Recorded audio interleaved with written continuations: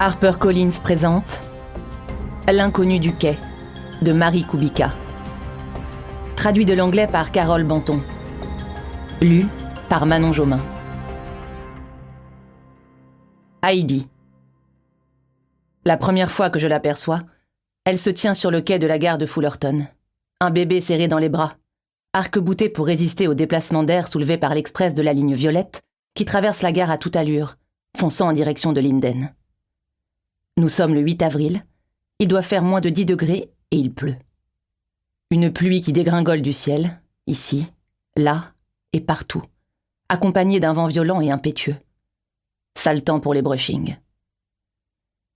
La fille porte un jean déchiré aux genoux et une veste de couleur kaki en nylon fin. Elle n'a ni capuche, ni parapluie.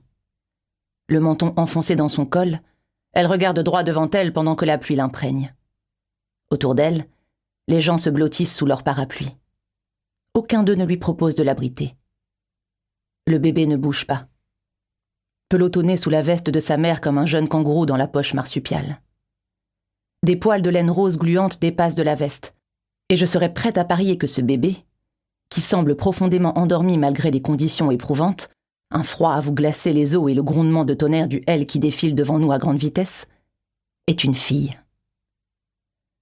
Une valise en cuir brun, vieillie et usée, est posée au pied de la fille chaussée de bottines à lacets complètement détrempées. Je ne lui donne pas plus de 16 ans. Elle est mince, sous-alimentée à mon avis, mais peut-être ne s'agit-il que de sa corpulence naturelle. Ses vêtements, un jean large et une veste trop grande, pendent sur elle. Un employé de la CTA annonce dans le haut-parleur l'entrée en gare d'une rame de la ligne brune, qui vient s'arrêter le long du quai. À cette heure de pointe, une foule de banlieusards s'avance pour s'entasser à l'intérieur des wagons, au chaud et au sec. Mais la fille ne bouge pas.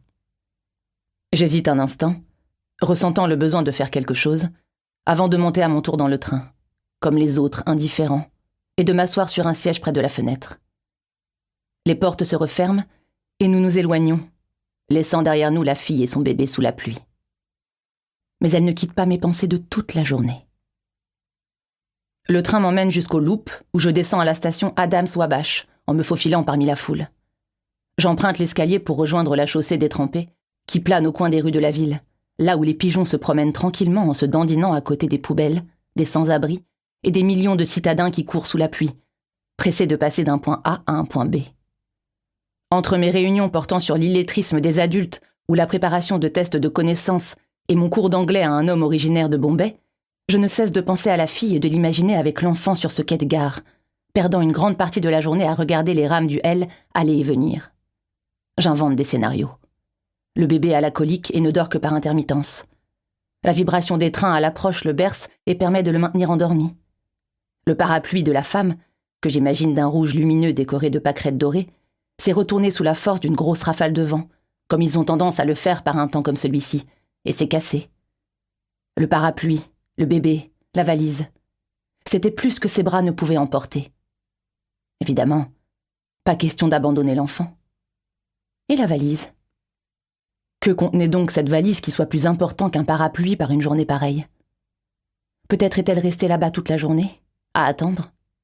Peut-être attendait-elle seulement quelqu'un ? À moins qu'elle n'ait sauté à bord d'un wagon de la ligne rouge quelques secondes après notre départ. Quand je rentre chez moi ce soir-là, elle a disparu. Je n'en parle pas à Chris parce que je connais déjà sa réponse. Quelle importance. J'aide Zoé à faire ses devoirs de maths à la table de la cuisine. Ma fille déclare qu'elle déteste les maths, ce qui ne me surprend pas vraiment. Ces derniers temps, Zoé déteste à peu près tout. Elle a 12 ans.